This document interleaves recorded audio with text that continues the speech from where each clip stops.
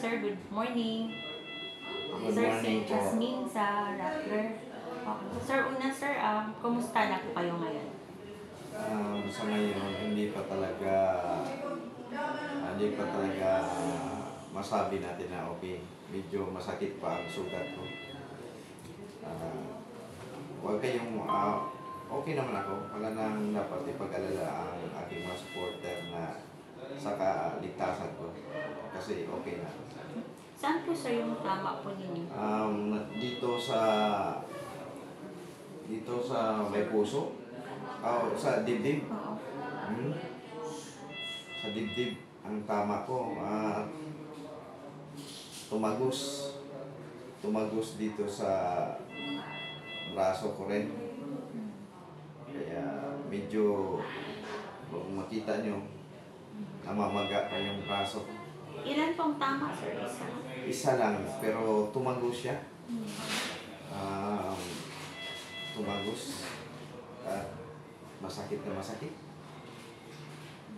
Sir, nandun kami, nung mangyari yung incident is nagkakampanya kayo, nangangampanya kayo doon? Oo. Nandun kami sa barangay Tinagan. Nangampanya kami. Hindi ko inakala talaga na may nagpaplano sa akin na ganun na nangyari na binaril ako. Kasi talagang nag-hire pa talaga sila ng sniper para bumaril sa akin.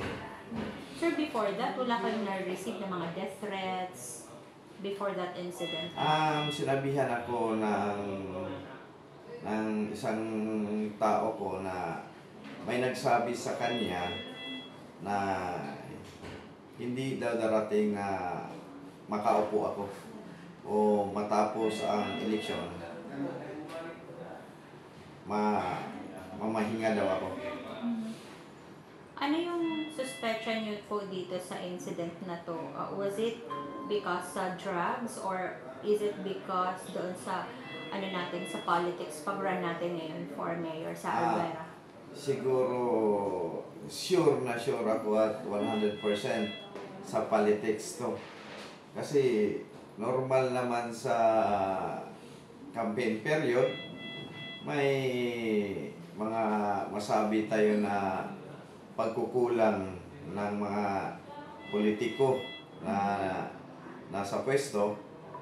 At normal naman yun, pero siguro nasaktan sila at nagiging hadlang ang testimony ko sa kampanya, kaya pinatrabaho ako. Sir, may pinagdududahan po kayo kung okay lang na sagutin niyo yun? Sa ngayon, ang masabi ko lang, may malaking politiko na involved nito kasi may mga nahuli na mga penetrators or gunmen. At pag inilabas na itong mga pangalan na to, mga pulis, hindi mga ordinaryong tao, mga pulis. Mga pulis yun? Mga pulis.